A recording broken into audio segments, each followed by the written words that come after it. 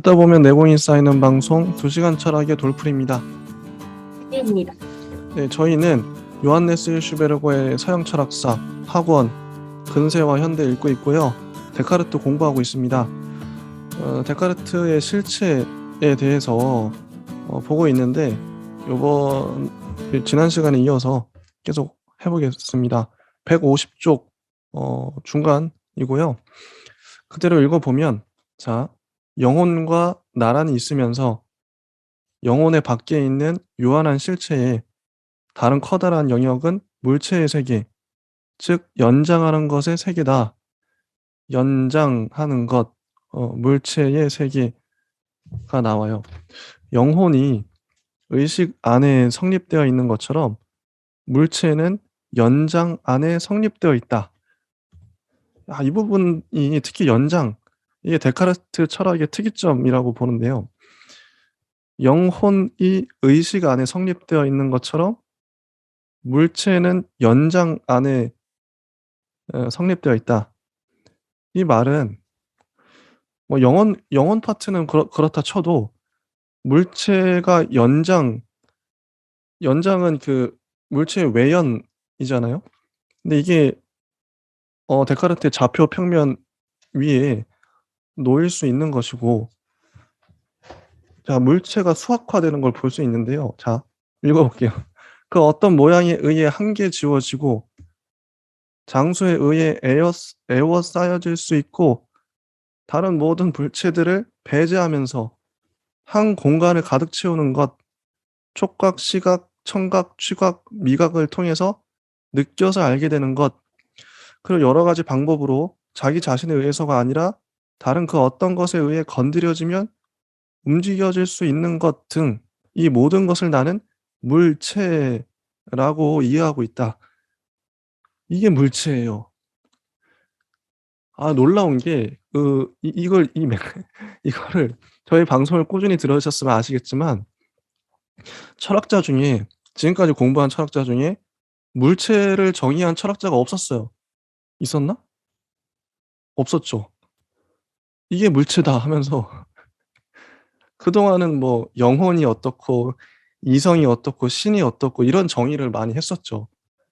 근데 물체를 정의해 버립니다. 놀라워요. 음. "이게 물체다." 이 물체를 굳이 얘기하는 이유는 물체가 영혼과 동등한 실체이기 때문에. 어. 자, 우리는 여기서 이미 물체를 수학화하고 있는 것을 알 수 있다. 여하튼 물체란 채워진 공간이라는 것이다. 어. 우리는 물질 또는 물체의 본성이 절대로 굵기, 무게, 색깔이나 혹은 한 가지의 다른 감각적인 성질 안에 있는 것이 아니라 길이, 넓이, 깊이 등의 연장에만 있다는 것을 알게 될 것이다. 수학적이죠. 이게 전자와 후자의 차이점이 뭐냐면 굵기나 무게나 색깔은 상황에 따라 달라져요. 관찰하는 사람에 따라서도 달라져요. 주관적인 성질인 거죠. 색깔이 같은 빨간색이지만 보는 사람마다 다 달라요. 그 미묘한 차이가 있겠죠. 어. 무게도 잴 때마다 아주 쪼금씩 달라지겠죠. 어. 근데 이게 그래서 이거는 뭐 진리라고 하긴 거시기 하고, 그래서 이 감각적인 성질 말고 이 연장, 이 물체의 길이, 넓이, 깊이, 이 수학적으로 볼 수 있는 이거는 분명하지 않냐, 이 연장. 음. 데카르트에게 있어서는 수학적인 공간과 가득 채워진 공간 사이의 구별은 개념적인 차이에 지나지 않고 객관적인 구별이 아니다. 그래서 그는 물체의 본질에 관한 물음에 대해 물질이 곧 연장이라는 공식을 세운다. 이렇게 해서 우리는 생각의 경우에 있어서 마찬가지로 어떤 완전히 자립적인 것, 그 자체에 의해서만 이해될 수 있는 그런 것에 다시 부딪히게 된다. 아까 실체의 정의를 이렇게 내렸죠. 자립적인 것, 그 자체적으로 존재하는 것, 이게 실체인데 물질도 실체인 거예요. 어. 그리고 바로 그렇기 때문에 물체와 더불어 존재의 하나의 새로운 영역이 열리게 된다. 그런데 이 영역은 영혼적인 존재의 영역과는 절대적으로 다른 것이다.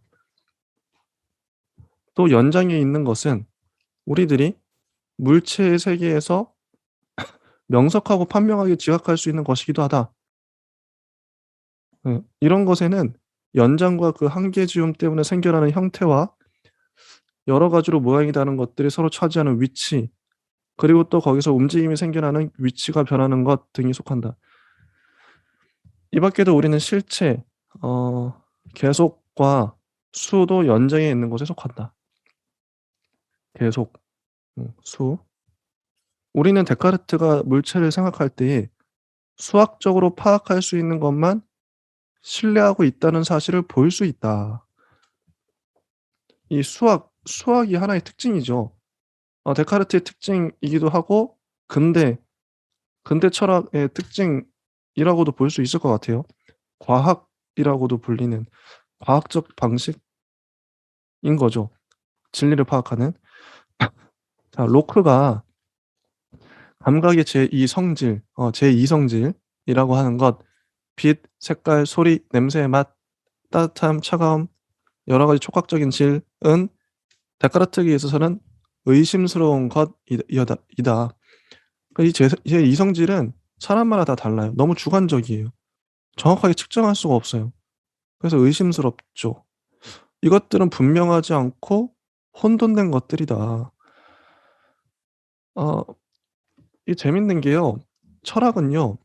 항상 객관적인 걸 추구합니다. 제가 봤을 땐 철학의 역사는 그거 같아요. 객관성을 추구하는 역사였어요.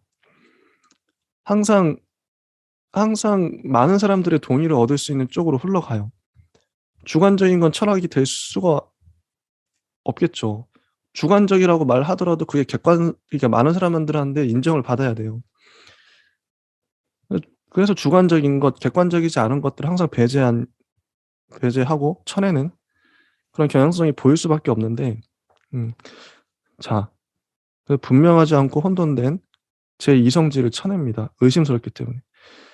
우리들은 이것들이 옳은지 거짓된지를, 즉 그것에 관해 우리들이 가지고 있는 표상이 사물들에 관한 표상들인지 사물이 아닌 것들에 관한 표상인지 알지 못한다. 물체란 수학적으로 파악할 수 있는 연장이다. 이거예요. 물체가 뭐냐? 수학적으로 파악할 수 있는 연장이다. 아마 이런 게 인제 과학적인 사고가 아닌가.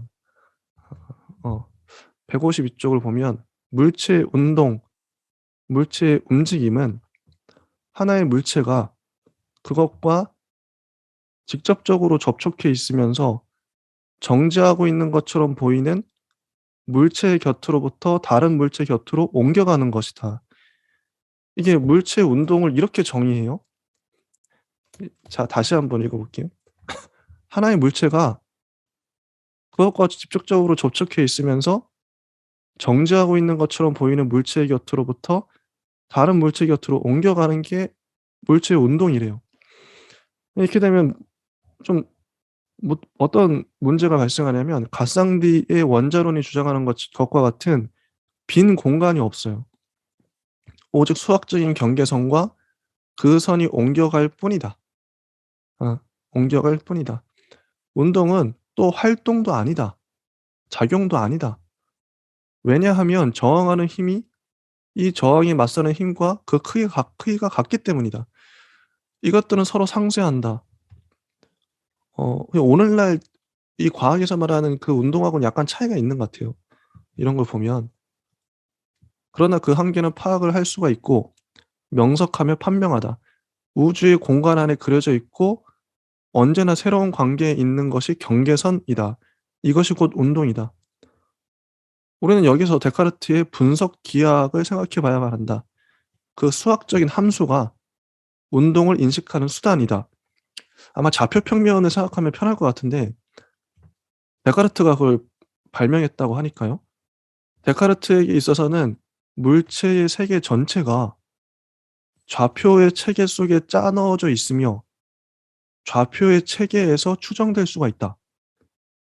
데카르트에겐 세계가 어떻게 보이냐면 물체의 세계가 좌표 짜여져 있어요. 그러니까 이게 지도 비슷한 것 같긴 한데 내비게이션? 어쨌든 이 바닥에 그 네모 격자가 좌표가 쫙 깔려 있고 거기에 우리 그 물체마다 위치가 어디 있는지 이게 표시할 수 있잖아요. 좌표를. 그런 것 같아요. 마치 지도처럼. 데카르트 생각하는 세계는 그랬던 것 같아요. 자연 안에 있는 모든 곡선들을 서로 포함하고 이것들을 순서에 따라 일정한 유로 구별짓기 위해서는 나는 사람들이 기하학적이라고 말할 수 있는 곡선의 모든 점들이 하나의 방정식에 의해서 표현될 수 있는 직선의 모든 점들에 대해 반드시 관계하게 된다고 하는 것보다 더 잘 표현할 줄 모르겠다. 이 점들은 어느 점에 대해서나 다 똑같은 점이다. 이게 인용문인데요. 간단히 말하면 곡선으로 표현되는 점들이 직선의 점들에 대응을 한다는 거죠. 그대로 옮겨진다는 거죠, 좌표 평면에. 실제 세계는 이렇게 3차원적인데 3D인데 이게 2차원의 2D의 평면에 그대로 옮겨갈 수 있다. 저희가 봤을 때 이런 해석인 것 같아요. 자, 여기까지. 진희님은 이거 되게 재밌어요. 이제 확실히 연장 파트 넘어가면서 재밌어지는 것 같아요. 어떠신가요? 일단 데카르트 합리론에 대해서 얘기를 하고 있는 점은 영국의 경험론이랑 대척에 있기 때문에 같이 놓고 보셔야 될 것 같고요. 경험론이랑 합리론의 차이가 세상을 바라보는 측면이 아예 다르다고도 얘기할 수 있는데 그 지점에서 세계를 어떻게 봤는지 이제 경험에 입각한 세계와 이제 관념적으로 우리가 구상한 세계가 매우 다르기 때문에 그 지점에서 구분으로서 이제 연장 개념을 놓고 보시면 훨씬 더 연장 개념이 좀 더 와닿지 않을까 이런 생각을 하고 또 연장 개념이 우리 갑자기 이렇게 세계에 대해서 생각해보자라고 시작해서 뚝딱하고 나온 것이 아니라 그 관념론의 공리를 세우는 부분에서부터 연결해서 나온 것이기 때문에 우리 앞서서 얘기했던 뭐 방법적 회의라든지 아니면 정신에 입각한 뭐 사유, 생각 이런 것들 그리고 뭐 공리로부터 유추되는 여러 가지 연역적인 생각들 그리고 연역적인 생각이라고 하면 고대 아리스토텔레스 얘기 안 할 수가 없는데 그 두 가지와의 차이점 이런 것들 삼남론법과 데카르트의 연역의 차이점 이런 것들을 생각해 봐 주시면서 공간 개념 그리고 공간 개념을 이해하시면 되겠고 공간 개념의 중간중간에 이제 이게 데카르트의 생각에 진짜 있었는지 없었는지는 잘 모르겠는데 뭐 운동이라든지 아니면 감각이라든지 아니면 뭐 힘이라든지 이런 부분들이 간간히 나와요. 그런데 그런 개념들이 실제로 데카르트의 원전에 있는지는 잘 모르겠으나 그런 공간에 대한 사유와 공간이 생각으로 이어지고 공간이 그 세계에 대한 생각으로 이어지고 세계에 대한 형상이 힘이나 뭐 감각적인 부분이나 이런 것까지 같이 연결되는 지점이 정말 데카르트의 하나의 통찰이었다면 현대 물리학이나 천체 과학에도 정말 많은 수 영향을 미쳤겠구나 생각이 들고요. 다른 여러모로 좀 짚어볼 지점들이 되게 재밌는 부분들은 많지만 그 이후에 데카르트의 한계점과 아포리아 이런 것들을 보면서 조금 이제 가감해서 봐야 되지 않을까. 네, 그 정도 정리를 할 수 있겠습니다. 입니다. 확실히 이게 저희가 이제 돌아가면서 읽고 있긴 한데 152쪽 중간부터 기계론 거기부터 진희님께서 인도를 해주세요. 저보다는 네. 잘하실 것 같아요. 예. 아닙니다. 기계론이라고 하면 이제 갑자기 또 기계적인 얘기가 나오느냐 뭐 이래서 좀 헷갈릴 수 있겠는데요. 맞아요. 기계론 같은 경우는 우리 이제 앞서서 나왔던 뭐 공리 그리고 공리에 대해서부터 시작된 연역 추론 그리고 연역 추론에서부터 또 같이 완성되는 물체들의 세계 물체들의 세계에서 나오는 연장 개념 그것이 이제 하나의 기계적인 형태로서 이야기가 되고 있는데 이 기계론은 기하학적인 기계론이다라고 해서 기하학에 대한 개념을 계속 가지고 가셔야겠습니다. 읽어보겠습니다. 152페이지 맨 아래 문단이고요. 이렇게 해서 데카르트의 철학의 특징이 되는 기계론이 주어지게 된다. 이 기계론은 기하학적 기계론이며 이런 한에서 원자론이 주장하고 있는 바와 같은 질량의 기계론과는 좀 구별이 된다라고 얘기를 하고 있죠. 다만 기계론의 개념 자체와 관계가 있는 것이긴 하지만 이런 구별은 원리적인 구별이 아니다. 이와 같은 기하학적인 기계론은 기계론 전체에 가장 날카롭고 엄밀한 뜻을 지니고 있다. 해서 기하학적 기계론을 이런 식의 이름이 나중에 붙었겠죠. 이 부분에 대한 데카르트의 생각들을 정리를 해놓고 있는 지점인데 기하학적인 기계론에 있어서는 기하학적인 생각이 처음부터 포함되어야겠고 감각의 질을 모두 빨아들이고 있다. 이제 여태까지 자연 철학, 특히 운동론이 논쟁해온 목적에 대해서 에이도스까지 여기서 빨아들이고 있다 이렇게 되어 있는데요. 그런 지점이 발견된다의 정도인 것 같고요. 에이도스 얘기를 하면서 이제 아리스토텔레스의 가능태와 현실태 이야기를 이어서 하고 있습니다. 익숙한 이야기죠. 진료는 형상을 그리워하고 있다. 그런 지점과의 연관성 얘기를 하고 있고요. 이 문단은 읽어보시면 알 것 같아서 넘어가고 153페이지 중간 철학적으로 그다지 분명하지 않다고 하더라도 우리는 기계론을 동물과 식물의 생명에 관한 데카르트의 학설보다 더 잘 알 수가 있다. 그는 여기서 오로지 물리학주의적으로 생각하고 생물들 안에 있는 고유한 범주를 지닌 독자적 존재의 층이 있다는 것을 인정하지 않는다. 이런 게 이제 데카르트의 좀 특징이겠고요. 그는 이 모든 것들을 자기의 체계, 즉 자기 실체에 대한 파악을 위해 희생시키고 만다. 동물들은 자동 기계들이며 사람들이 만든 다른 자동 기계들과 정도의 차이밖에 없다는 것이다. 즉 동물들은 보다 나은 자동 기계들이라는 것.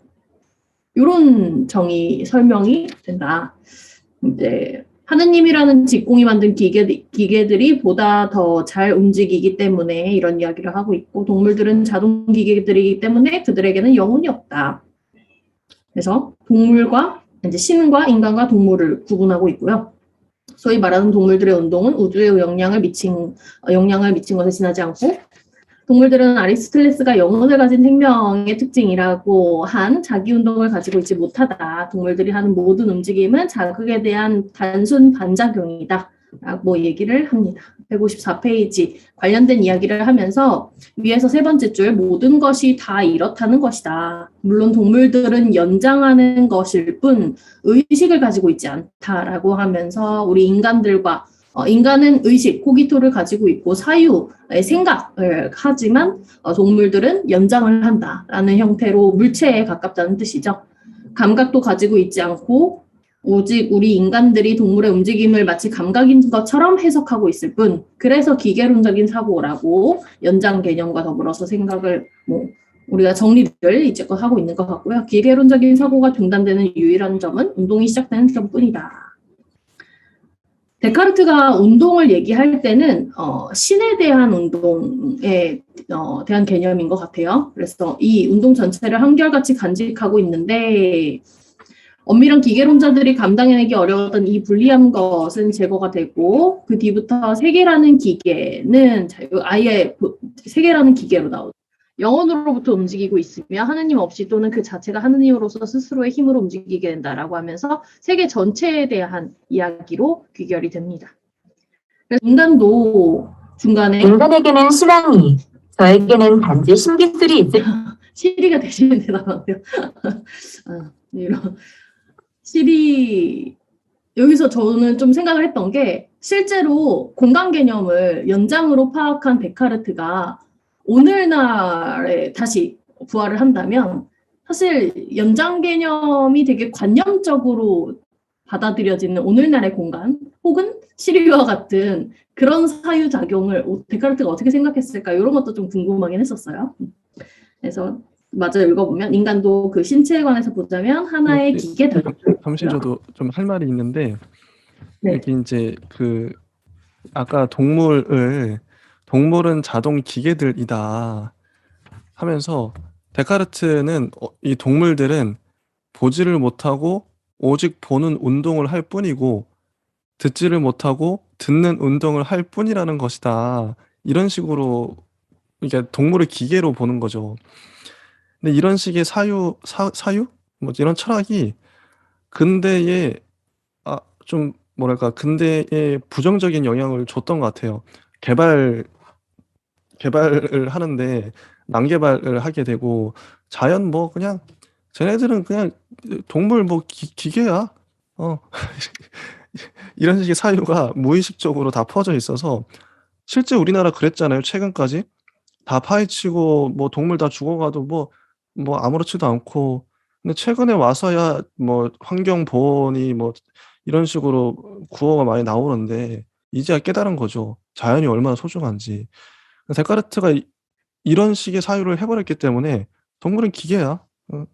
이런 식으로 했기 때문에 또 그게 지금까지 이렇게 끈질긴 악영향을 미친 게 아닌가. 혹시 어떻게 보시나요? 이런 사유가 좀 뭐랄까 개발 지상주의자들 뭐 그런 사람들한테 만연해 있는 것 같아요. 음. 음. 동물은 생명이 아니지 뭐 이런 식으로. 요즘에 많이 저는 좀 개발 지상주의자라는 단어에 입각해서 보면 개발 지상주의자에 대한 비판이 있으려면 그 이전에 개발이 있어야 되잖아요. 근데 이런 이성 중심적인 사고를 오늘날에 와서는 좀 충분히 비판받을 수는 있겠으나 그 당시에는 이미 이성의 정점에 우리가 기술과 개발을 다 누리고 난 다음에 오늘 그런 이야기를 할 수 있기 때문에 일정 부분 뭐 공을 찾자면 찾을 수 있고 그것 때문이다 뭐 이렇게 얘기하기보다는 사실은 그렇죠. 기술이나 개발에 대한 생각 자체가 나쁜 것이 아니라 그것을 오용하고 남용한 수단이 나쁜 거죠. 그래서 저는 그 과정에 조금 문제가 좀 더 있다고 생각을 하고 그 자체에 문제가 있다고 보는 건 좀 비약이지 않을까 그런 생각을 합니다.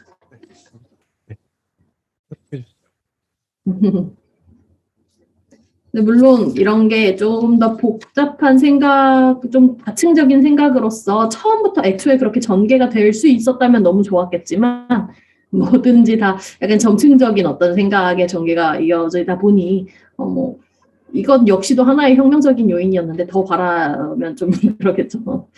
네, 그렇습니다. 근데 이 부분에서는 끝까지 이제 데카르트의 한계점까지 우리가 다음 페이지에 나오는데 끝까지 방법 소설에 대한 이야기에 대한 정리는 없네요. 그래서 좀 아쉽기도 하고 뭐 뒤에 가서 좀 나오는지는 잘 모르겠으나 맞아요. 네, 방법 소설을 아주 간단히 이야기를 하고 여기에 이제 한계점으로 넘어가면 좋을 것 같은데요. 예. 방법 소설에 4단계가 있어요. 첫 번째는 어떤 의심도 받아들일 수 있는 것만 참으로 인정한다 해서 의심이 가능한 것. 그리고 분명히 알지 못한 것이나 뭐 의심을 받아들이지 않는다. 뭐 이런 부분은 참이라고 인정하지 않는다고 해놓고요.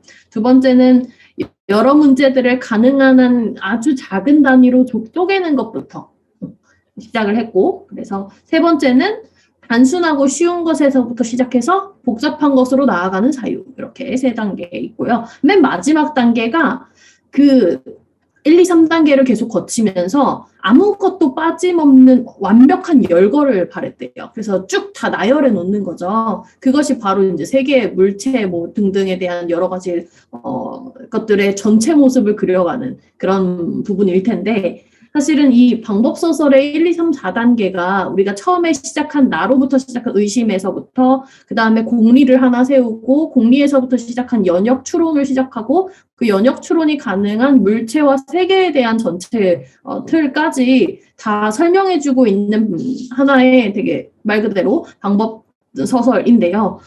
그에 대한 맥락을 우리가 잘 정리를 안 하고 들어간 것 같아서 그 부분들을 얘기하고 있고 지금은 이런 방법 소설을 토대로 공간과 그리고 세계에 대해서 이야기를 하고 있습니다. 그래서 비판적으로 오늘날 봤을 땐 되게 당연한 비판인 것 같아요. 인간 중심적으로 생각을 해서 뭐 여러모로 문제점이 발견된 거. 그런데 그 이전에 인간 중심적인 생각이 없었다면 그 이전의 어떤 것들을 그대로 답습했겠죠. 그래서 하나 끊어갈 수 있다는 지점에 대해서 우리가 조금 더 방점을 찍어서 봐야 되지 않을까 싶고요. 인간에 대해서 생각하고자, 그리고 우리 신과 구별되는 자아로서의 인간에 대해서 생각을 하려면 동물과 혹은 그 인간 주변에 있는 어떤 환경적인 요인들과 좀 별별을 할 필요가 있었을 것 같아요. 그래서 그런 맥락에서의 단절을 좀 읽어내셨으면 좋겠고, 뭐 연장 개념에 대해서 쭉 설명을 하고 있습니다. 운동에 대해서도 얘기를 하고 있고요. 155페이지, 6페이지는 지금 이제 운동 개념 읽었던 부분에서부터. 그리고 저 방금 그 방법 서설 요약해 네. 주신 거 들으면서 깜짝 놀란 게요. 저는 이제 그걸 듣기 전부터 느꼈던 건데, 뭐냐면, 데카르트가 지금 이제 이 모든 것들을 나열하고 있다, 빠짐없이. 근데 그게 MEC라고 해서 실제 그런 방법이 있잖아요. 우리가 어떤 걸 이제 뭐 객관적인 것을 말하면 당연히 주관적인 것, 객관, 주관 말하면 다 말하는 거예요. 이제, 근데 이게, 아까 이게 재밌는 게요. 무한한 실체, 유한한 실체 하면 완벽하게 나눠져요. 그 중간이나 뭐 제3 없죠. 무한한 실체 얘기했고, 유한한 실체 얘기하면 다 얘기한 거지 뭐. 완벽하게 분류하고 있어요. 그리고 이후에도 이런, 더 이상 분리할 수 없을 것 같은 느낌으로 분류를 정확하게 한 것들이 꽤 되는데, 그러니까 두 가지로 계속 나누죠, 이 사람은. 데카르트는. 뭐 주관 얘기하면 객관이 나오고, 또 있어요. 능동적, 여기 나온다. 의식을 능동적 상태와 수동적 상태로 구분해요. 능동, 수동 얘기하면 다 얘기한 거지 뭐. 이런 식으로 절묘하게 구분하고 있단 말이죠. 이 구분법 자체에 대해서 저는 좀, 왜 이렇게까지, 어쨌든 이 사람은 되게 치밀한 것 같고, 이런 식으로 하면 좋긴 하거든요. 완벽해 보이잖아요. MEC 방법으로 구분하는 건데, 그거를 실제로 지금 이제 지니님께서 말씀을 해주시니까 그 뭐랄까, 의증이 확증이 됐어요. 이분이 실제로 이렇게 했구나, 작업 자체를. 뭐 책을 쓰는 것 자체를 이런 식으로 했네. 그래서 깜짝 놀랐던, 이게 어떤 뭐 자기 주장을 누군가에게 설득시키기 위한 그런 방법인 것 같아요. 이분은 그걸 알았던 것 같고, 분류를 되게 그러니까 완벽하게 보이게끔 하잖아요. 더 이상의 분류를 할 수 없을 만큼 그런 게 주목이 됐었습니다. 예. 계속 해주시죠. 네. 아마 계속 읽게 될 것 같은데, 혹시 이제 아포리아로 넘어가기 전까지 156페이지 아랫문단, 맨 아랫문단이 이제 아포리아의 시작인데요. 그 전까지 돌풀님께서 하고 싶은 이야기가 있을까요? 좋습니다. 요 부분은 제가 한번 별표 친 문장들 위주로, 다는 안 읽고, 이게 뭐 중요한지는 모르겠어요. 하지만 저한테 와닿았던 문장이니까 별표를 쳤을 텐데 그냥 읽어볼게요. 인간도 그 신체에 관해서만 보자면 하나의 기계다. 아까 동물도 기계라 했는데 인간도 기계예요.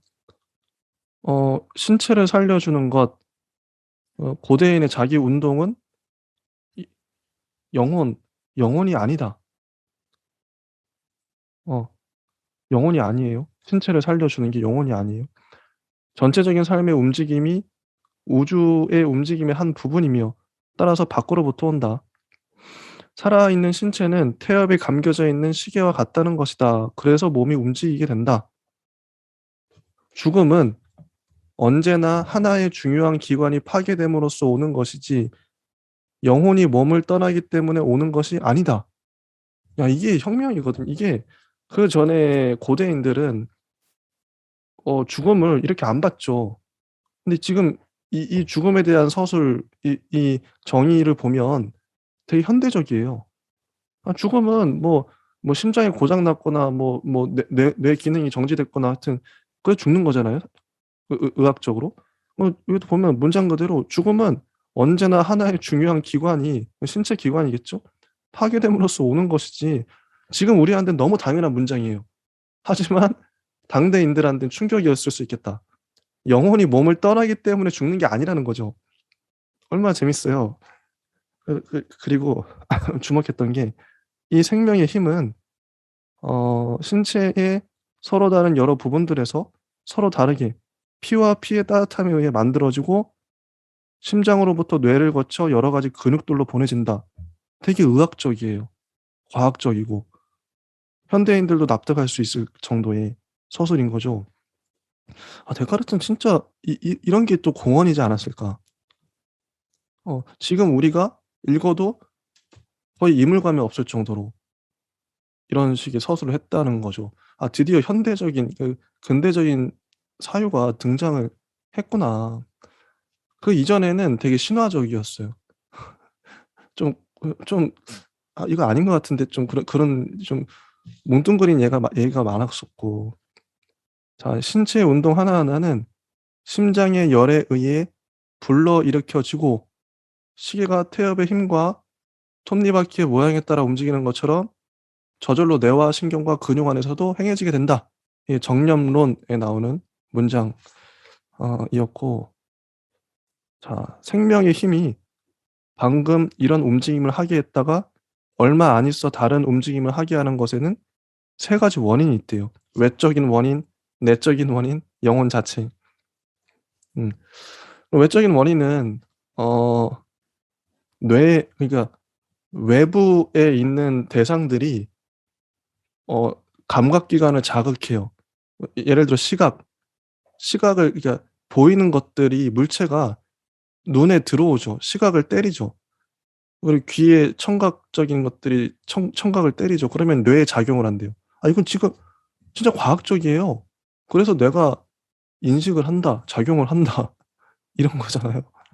내적인 원인은 우리 안에 있는 기관들이 여러 부분들이 다르게 생겼기 때문에 그게 막 이렇게 어쩌고저쩌고 작용을 해 가지고 사람 몸이 움직인다. 이런 것들. 그리고 영혼 자체, 뭐 인조인간 얘기도 나오고요. 호문클루스 이런 얘기 나오고 기계론에 대한 얘기들 너무 재밌어요. 그 육체와 영혼, 뭐 합성적 통일, 합해진 하나, 뭐 송과선 이런 얘기 나오고요. 송과선은 이게 좀 유치할 수 있는데 데카르트한테는 좀 중요한 과제였을 것 같긴 해요. 영혼과 육체가 정신과 이 물체가 실체이긴 한데 실체의 정의 자체가 그 자체로 독립해서 존재하는 거잖아요. 근데 인간의 몸을 보면 영혼이 마치 육체와 결합되어 있는 것 같고 어쨌든 간에 상호작용을 하는 것처럼 보여요. 이렇게 되면 데카르트의 실체 정의와 엇나가는 거죠. 그래서 데카르트는 송과선, 영혼과 육체의 중간에 송과선을 넣어버립니다. 영혼이 송과선에서 어떻게 작용을 해가지고 육체에 영향을 미친다. 뭐 이런 식으로 얼버무렸던 것 같아요. 송과선은 실제 해부해보니까 없더라.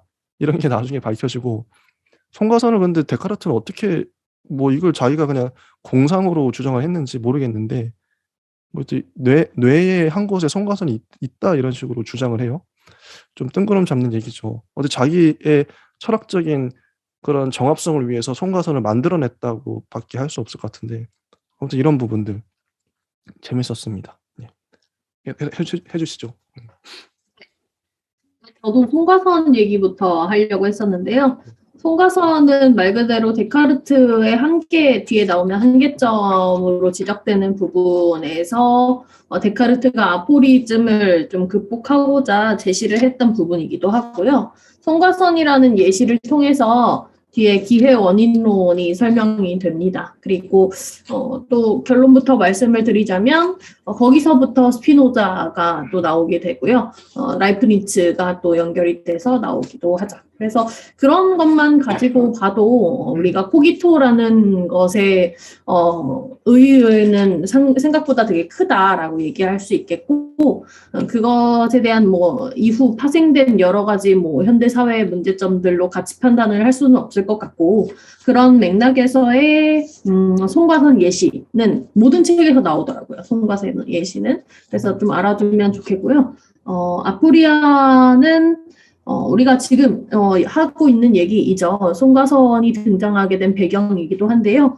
인간에게 있어서 신체와 영혼을 단절시키고 구별했다. 이 부분이 상당히 아포리즘적이었고, 그것을 극복하고자 또 노력을 했지만 잘 안 됐던 것 같아요. 그리고 심지어 데카르트 스스로 그에 대해 아포리아라고 밝히기도 했다고 하니 이런 지점에 대해서 좀 공을 좀 높게 사야 되지 않을까.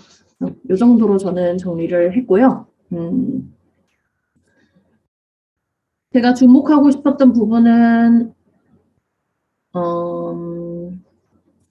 일단 연장 개념에서 우리가 알 수 있는 답은 철학적인 것에 국한되지 않는 개념들을 좀 파악해내실 수 있으면, 뽑아내실 수 있으면 되게 데카르트의 공을 다들 인정하지 않을까 싶고요. 지금 여기 우리는 철학에 국한한 그런 논의들, 뭐 누가 또 어떻게 비판했고 이런 것들이 뒤에 이어지는데요. 그것뿐만 아니라 과학적인 사유에서부터 시작해서 오늘날 인간 개념에 대한 이야기까지도 계속 이야기가 되고 있는 지점이 있고요. 뭐 해부에서 뭐 송가선이 없다 이런 것도 밝혀졌다고 하는데 우리 인간에 대한 개념이라든지 의학에 대한 그런 것들, 그런 부분도 사실 데카르트의 공을 많이 좀 빚을 많이 졌다라고도 밝혀지고 있고, 그렇게 또 영향관계가 또 이야기가 되고 있으니 그런 부분들에서 좀 이야기를 해봐 주시면 데카르트가 상당히 되게 통찰력이 있는 사람이었다. 우리가 생각하는 것보다 훨씬 더 큰 사람이었다라는 것을 알 수 있을 것 같습니다. 네. 이게 한계점에 대해서 어떻게 네, 한번 재밌게 읽으셨던 부분이 있으면 네, 이게요. 그 정도 지적해 주시면 네, 제가 한번 묶어가지고 한번 해볼. 데카르트의 위대함과 한계라는 소제목이 나오는데 뭐 별거 없어요. 자, 합리론을 철학적으로 높이 평가할 때 위에서 말한 바와 같은 상호작용설의 아포리아, 우리 방금 말했던 육체와 영혼 이것의 아포리아죠. 이걸 고백한 것이야말로 특별한 가치가 있다. 이것과 데카르트는 원리적으로는 경험을 이용하는 것에 동의하고 있음에도 불구하고 그에게 있어서는 현실의 경험적인 면이 너무 짧게 다루어지고 있는 것도 의심할 여지가 없는 사실이다. 개념, 정의, 그리고 체계는 독단적이고 지나치리만큼 넓혀져 있다. 데카르트와 대결해 보려는 사람은 플라톤, 아리스토텔레스적인 철학 전체와 대결해 나가지 않으면 안 된다. 더 나아가서 라이프니츠, 독일 관념론, 본질 형이성학, 영국 사람들의 심리주의와 칸트, 뭐 이런 사람들과도 대결하지 않으면 안 된다. 데카르트가 그만큼 영향을 줬기 때문이죠. 그리고 이제 다음 소제목, 데카르트의 지지자들과 반대자들. 이거는 그냥 사람 이름을 열거하고 있어요. 그래서 읽을 필요가 없어. 일단 이런 읽어도 뭔 말인지 그러니까 사람 이름만 나와요. 짝짝짝짝. 그러니까 뭐 그의 철학을 지지하고 나왔던 사람들은 다음과 같다 쫙 나오고 그에 반대하고 나왔던 사람들은 다음과 같다 쫙 나와요. 쭉 넘어가서 근데 다음이 중요하죠. 160쪽. 여기 데카르트 지지자들의 예. 이름 나오는 건 맞는데요. 우리가 이야기 잠깐 하고 넘어갈 수 있는 지점으로는 좋아요. 직업군이 되게 다양해요. 방금 우리가 의학에도 근대 의학 창시에도 관련이 있다고 얘기했고 우리가 서양의학이랑 동양의학이랑 나눠지는 분기점도 이 지점인데요.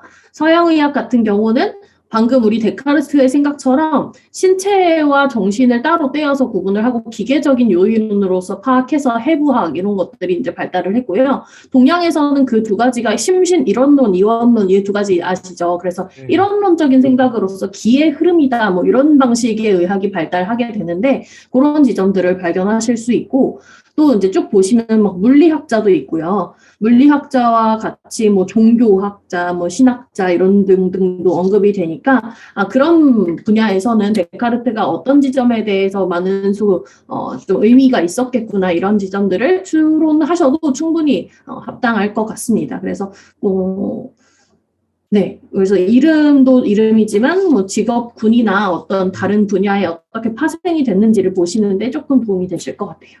맞아요. 좋아요. 맞아. 그리고 이런 일이 있었어요. 160쪽을 보면 1656년에는 홀란드 전체가 데카르트의 철학을 금지시켰고 1663년에는 데카르트의 저서들이 로마의 금서 목록에 실리게 되었다. 당시 시대의 반발을 특히 교황의 반발을 샀던 거겠죠. 너무 혁명적이라서. 요런 거 그리고 또 아래부터는 좀 읽을 부분들이 많아요. 제가 봤을 때 한번 읽어볼게요. 의사나 물리학자들과 같은 자연과학자들은 데카르트를 지지하는 사람들과 반대하는 사람들로 나눠져 있었고 또 아리스토텔레스에 바탕하고 있는 철학자들도 지지하는 자들과 반대하는 자들로 나눠져 있었다. 그러나 플라톤적으로 생각하는 철학자는 데카르트, 특히 그의 일방적인 기계론에 반대하고 있었다. 재밌죠? 왜 플라톤을 지지했던 이렇게 생각하는 사람들은 데카르트를 반대했을까? 그러나 이와 반대로 아우구스티누스의 바탕을 두고 있는 오라토리오 회원들과 얀세니스트 대부분은 데카르트를 지지하고 있다. 아마 그런 철학자들을 지지하는 사람들은 데카르트를 반대하거나 지지할 수밖에 없었던 어떤 그런 그게 있는 것 같아요. 그럼 데카르트가 이렇게 서로 다르게 평가되는 이유는 무엇일까? 아마 위대한 인물의 경우에는 대개 다 그런 것처럼 여러 가지 방면으로 개방되어 있는 것이 그 이유가 될 것이다. 데카르트에게 있어서는 풍부한 역사적 발전의 여러 가지 맥락들이 연결되어 있으며 그의 사고는 학파의 편협성에서 풀려나 사태를 독자적으로 고찰함으로써 언제나 참된 것을 파악할 수가 있었다. 이와 반대로 그다지 날카롭지 못했던 사상가들은 언제나 이미 내디딘 궤도에 따라 움직이고 따라서 자기들이 알고 있는 길들만 받아들일 수가 있는 것이다. 힐슈베르거는 이런 뉘앙스 같아요. 데카르트를 반대하면 니네들 편협한 사람들 이제 학파의 편협성 이제 이런 식으로 몰고 가시는 것 같은데 아무튼 일찍부터 데카르트의 자극을 받고 그 뒤엔 독자적으로 데카르트와 대결하여 더 나아간 발전을 일으켰던 사람의 사상이 있어요. 누구냐? 여러분들도 잘 아실 텐데 블레즈 파스칼. 이분이 그걸 썼죠. 팡세를 쓰셨던. 이분 재밌어요. 원래 그리스도교의 진리를 찾으려고 애썼던 분인데 전형적인 종교인이었죠. 이분도 회의를 했어요. 데카르트 이상으로 회의를 했고 회의는 일생 동안 그를 괴롭혔다. 회의주의자로 보아야 한다고 생각하지만 그러나 그는 절대로 회의주의자는 아니었다. 힐슈베르가 이렇게 쓰고요. 사람들이 착각하고 있다. 그는 언제나 모든 것들을 새롭게 근본적으로 체험하고 언제나 진리를 찾아 투쟁한 실존적인 인간이었다. 대략 23세 때까지 청년기의 파스칼은 데카르트의 친구들 사이에서 활동했으며 이성과 모든 영역에 적용되어야 한다고 믿고 있던 수학적인 과학의 이상을 통해 구원되기를 희망하고 있었어요. 파스칼이 주목했던 세 가지 방법론이 있는데 요소들. 자, 단독자, 개별자, 신앙 이 세 가지 요소를 주목했어요, 특별히. 데카르트는 이거를 거들떠보지도 않았다. 이렇게 거들떠보지도 않았대요. 단독적인 것, 구체적인 것. 그래서 명민한 정신과 섬세한 정신은 일상적인 생활에서 경험하는 구체적인 사물들과 관계가 있다. 그래서 이 정신들은 지루하게 원리들에 관해서 반성해 볼 필요가 없고 구체적인 현실을 잘 보기만 하면 된다. 어. 수학자처럼 오직 보편적인 원리들에만 익숙해져 있는 사람은 현실의 섬세하고 엉클어진 맥락을 보지 못한다. 그래서 되게 디테일한 것들, 뭐 단독자, 개별자가 그런 것들이잖아요. 근데 철학자들이 그동안 단독자, 개별자에 주목하지 않았다기보다는 보편자로 나아갈 수밖에 없었던 이유는 아까도 말씀드렸지만 객관성 때문이죠. 각각의 이 사물들 자체에 사물들의 원리가 중요하지 사물들이 중요하겠어요? 사물들이 움직이는 어떤 법칙이 중요하지 철학자들한텐. 뭐 과학자들한테도 마찬가지죠. 어떤 법칙을 발견하는 게 어떤 궁극적인 원인을 발견하는 게 중요했지 지금까지는. 단독자, 개별자는 좀 차후의 문제였던 거죠. 왜냐면 이런 것들은 단독자는 너무 많고 개별자는 너무 많고. 그런데 파스칼은 오히려 이런 것들에 주목했다. 구체적 사물, 구체적 현실. 근데 여기 방법론이요. 이렇게 나와요. 한눈으로 훑어봄으로써 꿰뚫어 볼 줄 알아야 한다. 이런 말들, 직관이죠. 162쪽을 보면 제가 인용문을 읽어볼게요. 이분의 뉘앙스가 나오는데 느낌이에요, 느낌. 혹은 보다 더 잘 말하자면 우리는 그 맥락을 본다기보다 느낀다. 여러분 느껴지십니까? 근데 이게 MBTI도 있지만 이런 성향이 있어요. 그러니까 막 논리적으로 막 이렇게 하는 것보다 그냥 느껴. 야, 느껴 그냥. 내 마음이 느껴지니 이런 건데 맥락을 본다기보다 느낀다. 이렇게 되면 철학 되게 어려워요. 왜냐면 주관적이잖아요. 뭘 느껴? 네 느낌하고 내 느낌하고 다른데 뭘 어떻게 느껴? 이러면 진짜 주관적이 되거든요. 소통이 안 돼요. 모든 사람을 설득할 수가 없어요. 느낌 이렇게 얘기하면. 그래서 철학에서 느낌 얘기하기 진짜 어려운 거예요. 너무 주관적이거든요. 근데 느낌 얘기를 하고 있어요, 지금. 왜냐하면 섬세하고 여러 가지로 나눠져 있는 여러 관계들이 있는데 오직 날카로운 눈을 가진 관찰자만이 이 관계를 인식할 수 있고 감수성이 풍부한 정신만이 이 관계를 올바르게 평가할 수 있다. 감수성 얘기를 해요. 이게 문학적이죠. 직관, 느낌, 감수성 이런 얘기하기 시작하면 되게 문학적으로 흘러가요. 이게 그러니까 느낌적으로 흘러가요. 느낌적인 느낌으로.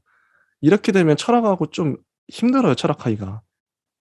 뭔가 법칙을 이렇게 내세우기가 어렵잖아요. 파스칼은 개별적인 것들과 접촉함으로써 자기가 신앙, 마음, 느낌, 본능이라 일컫고 있고 데카르트는 조금도 돌보지 않았던 당연히 이거 데카르트뿐만 아니라 그 어떤 철학자들도 이걸 보기가 힘들어요. 그런 걸 다루게 된다. 이런 형식이 있다. 마음. 아래도 보면 이 인용문에 원리들은 느껴지고 예, 느낌이 오십니까? 원리들은 느껴지고. 자, 이런 원리들이란 실제 공간, 시간, 운동, 수 등등이다. 그리고 아래 또 보면 실제도 역시 느껴서 안 원리다. 근데 계속 지금까지 계속 느낌이 오지만 느낌이라는 단어가 나오지만 느껴지시 이 웃음이 나와요. 느껴지시나요? 실제도 역시 느껴서 한 원리다. 야, 네 느낌하고 내 느낌하고 다른데 그 느낌이 뭔지 어떻게 알아? 근데 자, 마음은 오성이 알지 못하는 나름대로의 근거를 지니고 있다. 근데 맞는 말이기도 해요. 마음도 중요하지. 자, 163쪽. 이런 얘기도 하죠. 당신은 이렇게 자기가 좋아하게 되는 것의 이유를 아십니까? 좋아하게 되는 거. 이게 철학에서 하기 힘든 말인데 좋아하게 되는 것의 느낌이죠. 오성은 스스로의 법칙을 지니고 있다. 마음은 한 가지 다른 법칙을 지니고 있다. 근데 재밌는 게요. 중간에 이런 말이 나와요. 수학의 천재였던 파스칼은 수학의 천재였대요. 느낌을 얘기하는데 합리주의적인 사고의 장점을 잘 알고 있었고 이것이 없어서는 안 된다고 생각하고 있었다. 그러나 그는 또 신앙의 가치와 필연성도 잘 알고 있었다. 그러니까 마음의 길로서의 신앙. 오성이 아니라 마음이 하나님을 느낀다. 마음이 하나님을 느껴요. 하나님이 오성에게가 아니라 마음에게 느껴진다고 하는 바로 여기에 신앙이 성립된다. 이 마음의 논리라는 라고 말해요. 심정의 논리, 마음의 질서, 가치에 관한 느낌, 마음의 가치 질서. 근데 이거를 해슈베르거는 파스칼은 비합리주의를 말하는 게 아니다. 신앙, 마음, 느낌, 본능도 참된 진짜 인식으로 나간다. 그것 자체의 논리를 갖고 있다. 이런 거죠. 음. 전체적인 나, 이게 하나님과 접촉한다.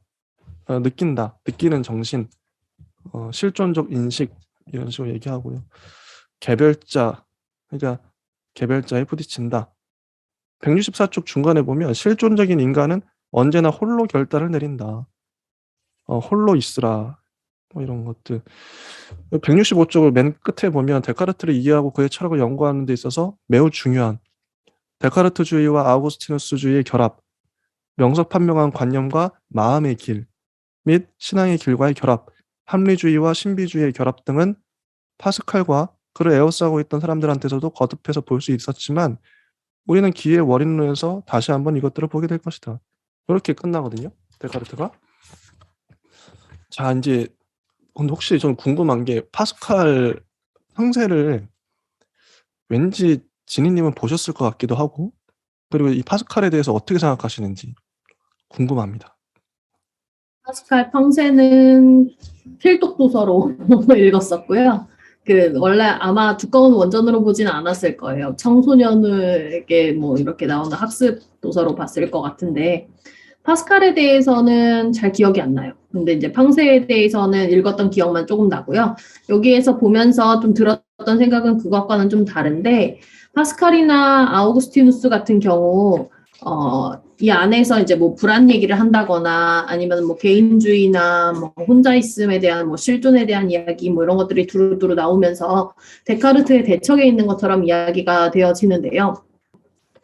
현대적으로 봤을 때는 데카르트는 비판하기에 조금 좋은 구도이고, 파스칼이나 아우구스티누스 같은 경우, 초월적인 시선이나 개념이 좀 내재되어 있다고 해도 현대적인 시선에서 봤을 때는 그 벤야민 같은 사람들이 신적인 것이라고 큰 틀에서 이야기를 하면서 직관 얘기를 하는 그런 통찰과 연결될 수도 있지 않을까 이런 생각을 하면서 보긴 봤거든요.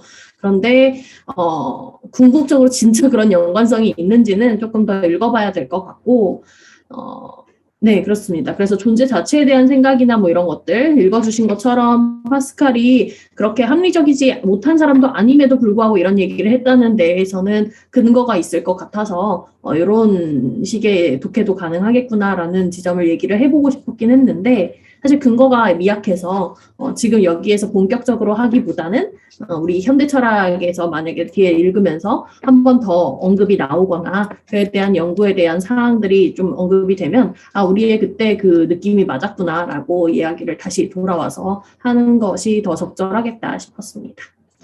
그래서 당장에 뭔가를 판단하기 좀 어려운 것 같아요. 데카르트의 대척에 그러면은 우리가 데카르트에 매몰돼서 혹은 근대 철학에 매몰돼서 똑같은 얘기를 또 반복할 수밖에 없을 것 같아서 지금은 조금 데카르트에 좀 집중을 해서 보면 더 좋을 것 같고. 맞아요. 네. 그렇다면 맞습니다. 저는 궁금한 게 저는 제가 원래 기질이 뭐 MBTI 얘기도 잠깐 했지만 제가 기질이 이거에 맞아요. 읽으면서도 원래 제가 이제 이런 기질이에요. 아까 말했죠. 파스칼은 신앙, 마음, 느낌, 본능을 중요시했어요. 이걸로 또 파악을 하려 했고 제가 항상 제 스스로 했던 말이 느낌이나 직관 이런 것들을 되게 원래 그런 사람이에요, 제 기질이. 그래서 이런 것들이 저는 근데 와닿았지만 이 철학적으로 저한테 항상 그래서 문제가 뭐냐면요. 저의 느낌은 있어요, 항상. 어떤 강렬한 느낌은 있는데 어떤 뭐 주제든 사물이든 직관적이죠. 근데 이걸 설명하기가 남에게 설득해내기가 어려워요. 이 마음을 너무 주관적이잖아요. 이 느낌을 그래서 파스칼에 공감하면서도 강하게 공감하고 하면서도 한편으로 강하게 부정을 하는 거죠. 왜냐면 나갔기 때문에. 나 같은 사람이구나. 이 사람도 힘들었겠다. 얼마나 설득하기 힘들었을까. 이 느낌적인 느낌은 마음의 논리 이렇게 되니까. 근데 마음도 중요하긴 하거든요. 혹시 저는 궁금한 게 지니님은 어떤 편이세요? 이런 느낌, 마음, 이런 본능, 직관 이런 거 좀 어떻게 생각하세요? 여기서는 파스칼의 직관은 데카르트의 직관과는 다르죠. 그래서 저는 직관에 대해서 얘기를 할 때 데카르트적인 직관이 조금 더 맞다고 생각을 하고요. 근데 그게 다름이 아닐 것 같아요. 현대적으로 봤을 때는 이걸 따지자면 이성이냐 감성이냐 이런 이야기로 되게 속단할 수 있을 것 같은데, 사실 이성 감성은 또 이분법적으로 나눌 수 없는 요인들이 되게 많기 때문에 좀 그렇게 말해도 되는지 좀 저어가 되긴 하지만, 굳이 따지자면 데카르트적인 직관이 조금 더 저한테는 좀 익숙한 것 같고요.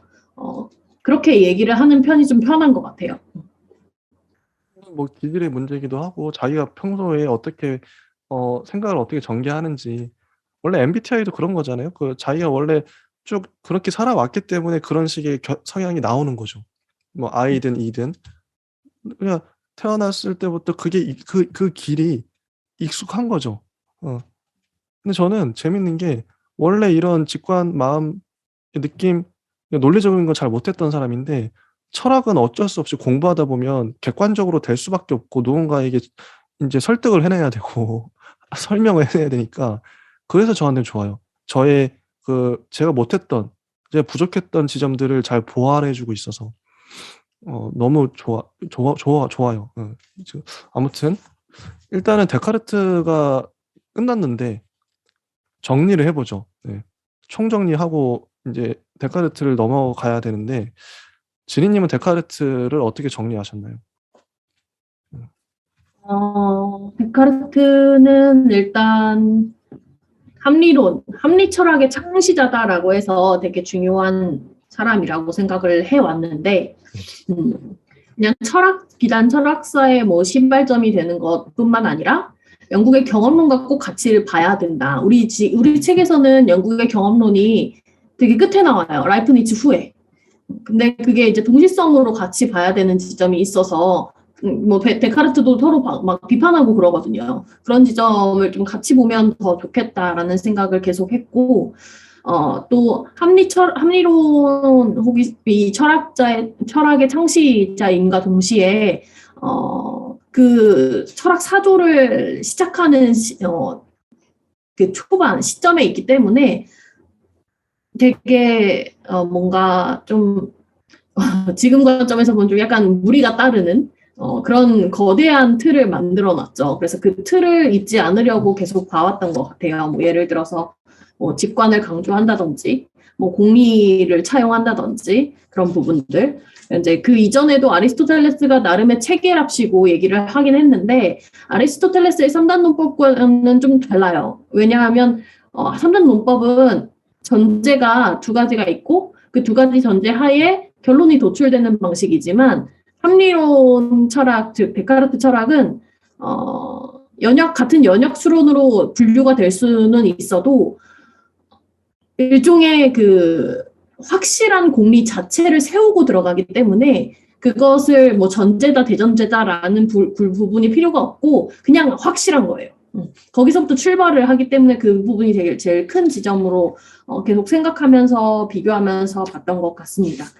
그리고 이어서 계속 여러 가지 특성들이 나오고 신증명이라든지 아니면 그 관념에 대한 이야기가 어떻게 세계에 대한 이야기로 연결이 되고 연장 개념으로 연결이 되는지를 계속 이어서 하나의 흐름으로 설명을 해보고자 노력을 했고 이해해보고자 노력을 했고 거기에서 말하는 명석 판명함, 우리 처음에 얘기했을 때 명석 판명함이 대체 뭔지에 대해서 좀 애매했었는데 다 읽고 나니까 궁극적으로 명석한 건 부인할 수 없는 어떤 확실한 그 공리 같은 확실성에서부터 시작한, 그리고 이성에 기반한 맑은 정신을 명석함이라고 하고 있는 것 같고요. 판명함은 다른 지식과 명백하게 구별이 되는 지점 해서 명석 판명함을 일부러 붙여서 많이 쓰더라고요. 다른 책에서도 이 책이 좀 유독 그런 단어를 좀 특이하게 쓰는 게 아니라 데카르트의 명석 판명함은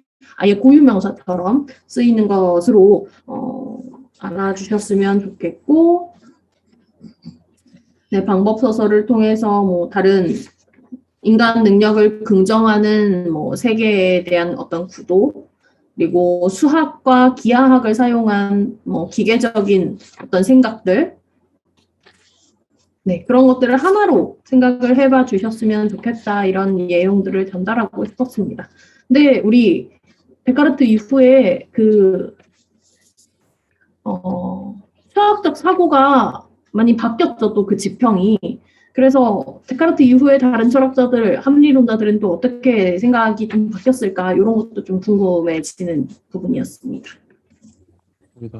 저도 뭐 간단히 정리를 하면 데카르트는 나는 생각한다, 고로 난 존재한다. 이게 나잖아요. 나. 저 진희님도 말씀해 주셨지만 나가 중요한 거죠. 예전에 그 전까지는 중세는 신 중심이었는데 신에서 이제 바톤 터치가 이루어진 거죠. 신의 위치로 인간이 격상됐다, 올라갔다. 내가 생각하는 거야. 내가 생각하니까 내가 존재해. 이거예요. 그냥 딴 게 아니라 이걸 증명한 거죠. 나야 나. 인간을 올렸다. 그러니까 인간이 올라갔고, 그다음에 과학, 수학적인 사고, 기계적인 사고, 확실히 데카르트가 그런 영향을 절대적으로 끼친 것 같아요. 이후의 철학자들에게. 공이 크죠. 그런 것들. 전 좋습니다. 이후에도 데카르트의 좀 원저를 좀 읽어보면 더 와닿을 것 같아요. 이분이 구체적으로 이분은 구도자 같은 느낌인데 한번 읽어보고 싶고, 혹시 뭐 더 하실 말씀이 있으실까요? 데카르트 관련해서? 뒤에 가서 데카르트가 어떤 영향을 줬는지로 자연스럽게 파생이 될 것 같아서 이 정도로 마치면 될 것 같습니다. 맞아요. 우리가 이미 이제 1시간 동안, 아니 뭐 그 전에도 많은 얘기를 했기 때문에 충분히 앞으로도 더 하겠죠. 데카르트 얘기를 많이 할 거고, 아마 기의 원인론은 다음 주에 시간 관계상 다음 주에 해야 되지 않을까. 기의 원인론은 데카르트에 거의 뭐 파생되는 그런 것 같아요. 그리고 이어지는 느낌인데, 다음 주에 기의 원인론과 스피노자 들어갑니다. 제가 스피노자 진짜 좋아하거든요. 이분 정말 좋아해요. 스피노자하고 그 다음 주엔 라이프니츠 들어갑니다. 정말 쟁쟁한 철학자들이에요. 스피노자, 라이프니츠는. 그래서 기대가 많이 됩니다. 근대 철학자들 대단하죠. 네. 일단은 그러면 여기까지 하도록 하겠습니다. 네. 감사합니다. 네, 더하자면 예. 기회 원인에서는 아까 이제 송과선 얘기 잠깐 했었는데요. 기회가 있으면 그 영혼과 육체가 연결된다라고 하면서 송과선의 얘기랑 다름이 아닙니다. 그래서 여기 우리 책에서도 데카르트의 이야기라기보다는 이 기회 원인론을 주로 어떤 사람들이 받아들이고 어떤 사람들이 비판했는지 이런 좀 메타적인 얘기를 많이 하고 있는 것 같아요. 그래서 우리 다음 주에 한번 살펴보고 좀 이야기가 반복된다 싶으면 좀 스킵해도 되지 않을까 싶은 부분이기도 해서. 맞아요. 그래서 깔끔하게 정리하면서 스피노자로 넘어가면 어떨까 이런 생각을 합니다. 좋습니다. 네, 그렇게 하도록 하죠. 예, 여기서 마치도록 하겠습니다. 예, 감사합니다. 감사합니다.